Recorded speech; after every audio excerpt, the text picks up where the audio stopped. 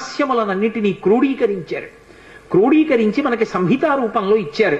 అందులో చెప్పారు శ్లోక రూప మంత్రం. అది మంత్రం అయితే మళ్ళీ అందరూ చెప్పడానికి సావకాశం కలగచ్చు కలగకపోవచ్చు, ఎందుకంటే స్వరభేదం ఉంటుంది. కానీ అది శ్లోక రూప మంత్రం. అందుకే తప్పు చెప్పకుండా చెప్తే చాలు.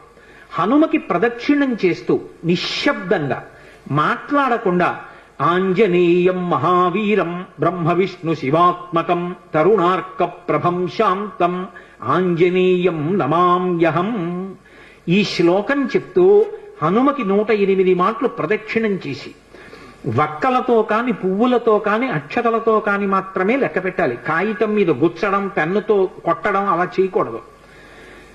వక్కలు 108 ఓ డబ్బాలో పట్టుకెళ్ళి ఖాళీ డబ్బా పట్టుకెళ్ళి ఈ ఒక ప్రదక్షిణం చేసినప్పుడు మళ్ళీ స్వామి దగ్గరికి రాగానే నిలబడి ఈ శ్లోకం చెప్పడం.